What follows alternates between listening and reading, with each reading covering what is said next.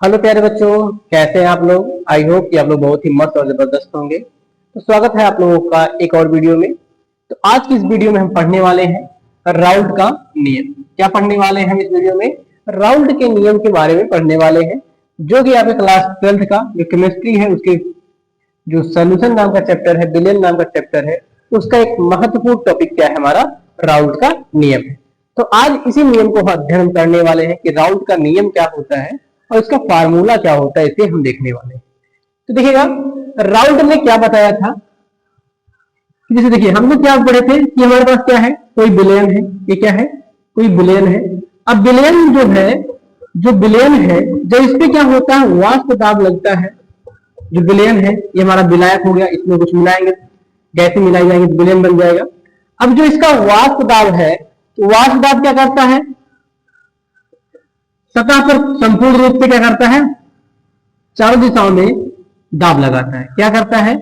जो वाष्प दाब होता है, इस बिलियन का वाष्प दाब होता है, वो क्या करता है, सतह के चारों तरफ क्या करता है, दाब लगाता है। क्या करता है? दाब लगाता है। अब इसके बाद हम क्या करते हैं, इस विलायक में क्या डालते हैं, अवाष्पशील विलेय डालते हैं। और वो विलेय कैसा होना चाहिए, अनअपघट्य होना चाहिए, अनअपघट्य होना चाहिए। तो जो हमारा विलेय है उसकी सतह पर चारों तरफ क्या होता है, दाब लगता है। जो वाष्प दाब होता है वो क्या होता है, प्रभावी होता है, कार्यकारी होता है। लेकिन उसके बाद हम क्या करते हैं, इसमें मिलाते हैं अवाष्पशील विलेय पदार्थ मिलाते हैं। क्या मिलाते हैं? अवाष्पशील विलेय पदार्थ मिलाते हैं, जो कैसा होता है, अनअपघट्य होता है, अर्थात आयनित नहीं होता है और वह वाष्पशील भी नहीं होता है। जब हम अवाष्पशील विलेय मिलाते हैं तो जो विलेय इसमें घुलेगा, जो इसके कण होते हैं, मान लीजिए हमने घोला, ये कण है। अब ये जो कण होंगे ये क्या करते हैं, कुछ स्थान ग्रहण कर लेते हैं। विलयन में कुछ स्थान क्या करते हैं, ग्रहण कर लेते हैं, जहां क्या होता है, दाब कार्य नहीं कर पाते, क्योंकि उसपे क्या होता है, टेंशन बढ़ जाता है। जो तनाव होगा, जो इसका सरफेस होगा, पृष्ठ होगा, इससे भी क्या होंगे, कुछ एटम तो इससे भी जुड़ जाएंगे। जो जल है, जगह उसके चारों तरफ क्या होगा, उसको भी घेरेगा। जो विलयन है या विलायक है, जो विलायक आपका, इन कणों पर भी क्या होगा, फैल जाएगा, बट जाएगा, जिसके कारण क्या हो जाएगा, इस दाब में कमी आ जाएगी। जिसके कारण क्या होगा, दाब में कमी आ जाएगी। क्या आ जाएगी? दाब में कमी आ जाएगी। तो जब दाब में कमी आती है तो इसे हम क्या बोलते हैं, वाष्प दाब का अवनमन बोलते हैं। क्या बोलते हैं? वाष्प दाब का अवनमन। जब क्या हो, दाब में कमी आए तो वाष्प दाब का अवनमन कहते हैं। जैसे देखिएगा, समझिएगा, बातों को समझिएगा। मान लेते हैं ये हमारा क्या है, एक पृष्ठ है। मान लेते हैं ये हमारा क्या है, एक पृष्ठ है। अभी इस पर कुछ नहीं मिलाया गया है, तो जो दाब लगने वाला है, जो हवा का दाब है, जो प्रेशर है वाष्प का, वो यहां भी लगेगा, यहां भी, यहां भी, यहां भी, मतलब जो हवा का प्रेशर है यहां भी लगेगा, यहां भी, यहां भी, यहां भी, यहां भी, यहां भी, यहां भी, ऐसे सतह के प्रत्येक स्थानों पे क्या करेगा, दाब लगेगा। सतह के प्रत्येक स्थानों पे क्या होगा, दाब लगेगा। ठीक, सतह के प्रत्येक स्थानों पे दाब लगेगा। लेकिन जैसे ही हमने अवाष्पशील विलेय मिलाया, तो जब अवाष्पशील जब विलेय मिलाएंगे, अवाष्पशील विलेय मिला दिया गया, जो अवाष्पशील विलेय मिले हैं वो भी तो कुछ एरिया कवर करेंगे, कुछ एरिया कवर करेंगे। मान लीजिए यहां हो गया, यहां हो गया, यहां हो गया, यहां हो गया, ऐसे कुछ स्थानों को क्या करेंगे, वो भी कवर कर लेंगे।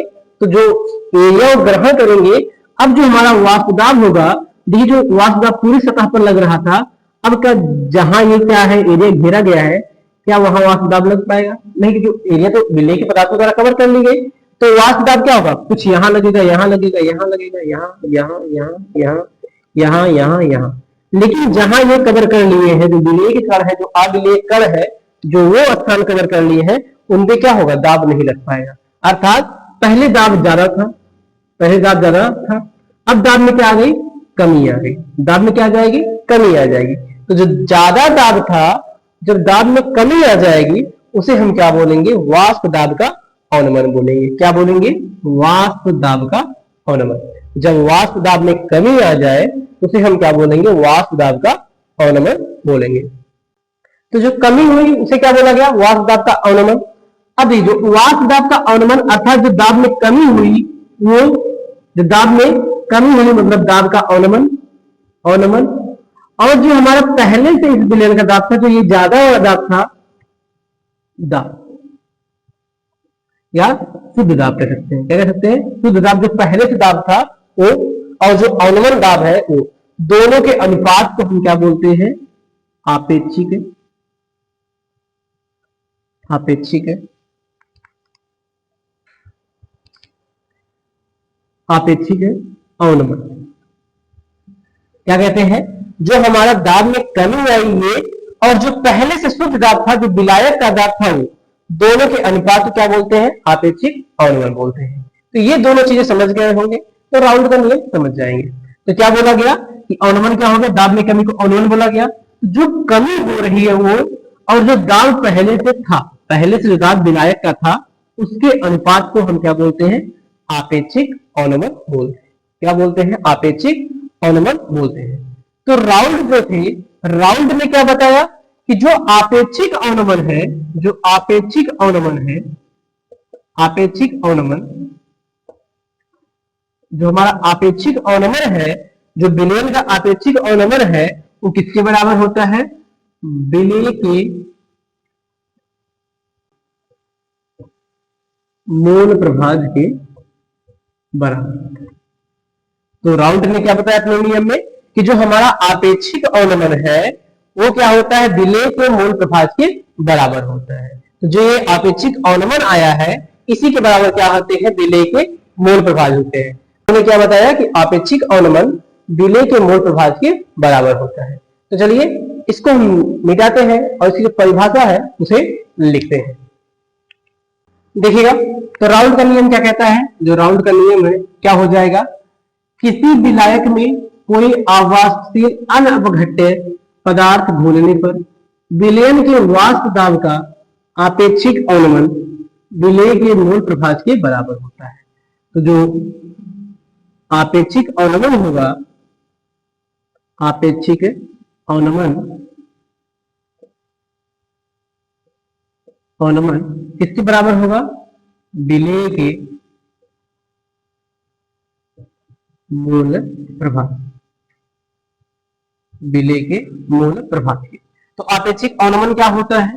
तो P not minus P upon में पी नॉट बराबर, ये क्या है आपका? आपेक्षिक अवनमन है। आपेक्षिक अवनमन है जो हमारा पी नॉट क्या है? ये शुद्ध है, आपका शुद्ध दाब है, मतलब विलायक का दाब है। और जो पी नॉट है, पी है, वो क्या है? अवनमन है, दाब का, दाब में कमी है। जो पी है वो क्या है? जो आपका पी है वो क्या है? दाब में कमी, दाब में कमी।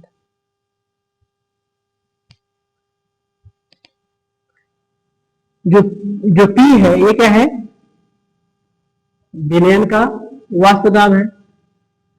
तो विलयन का जो वाष्प दाब हुआ क्या हुआ? कमी आने पे, क्योंकि में विलयन दाब कमी आएगी तो P not minus P upon में पी नॉट किसके बराबर होगा? विलय के मूल प्रभाज। तो विलय के मूल प्रभाज क्या होते हैं? विलय के मूल की संख्या बटे विलय प्लस में विलायक के मूल। तो विलय के मूल की संख्या n क्या है? n क्या है?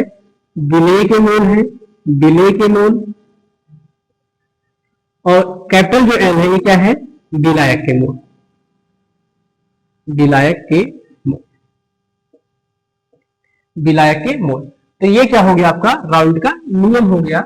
जो P not minus P upon में P not equal to N upon में एन प्लस एन, आपेक्षिक अवनमन बराबर मोल प्रभाज, विलय के मोल प्रभाज।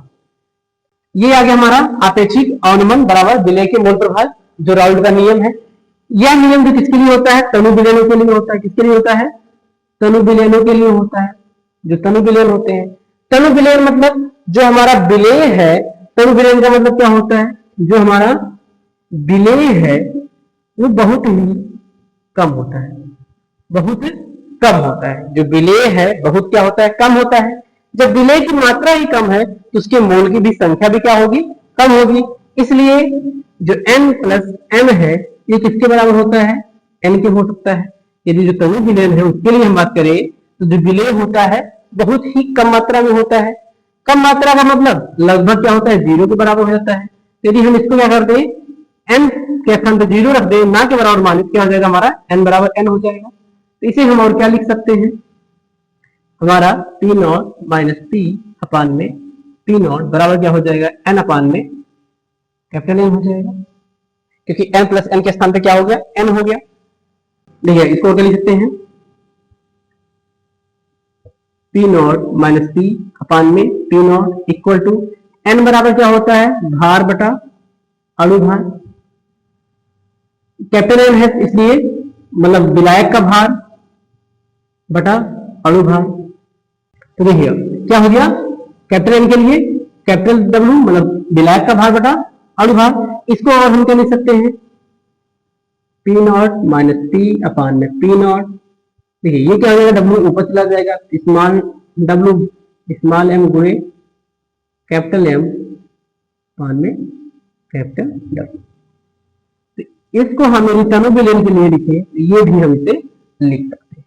हमने क्या किया, मोलों की संख्या बराबर भार बटा अणुभार, ये विलेय का हो गया, ये विलायक के मोल है तो विलायक का भार बटा अणुभार। तो इसको हमने क्या किया, ये ऊपर चला जाएगा तो मल्टीप्लाई में गुणे में।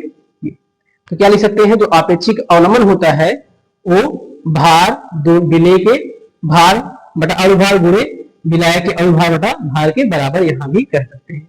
तो ये है आपके राउल्ट का नियम, जो राउल्ट ने क्या बताया कि जो हमारा आपेक्षिक अवनमन होता है वो विलेय के मोल प्रभाज के बराबर होता है।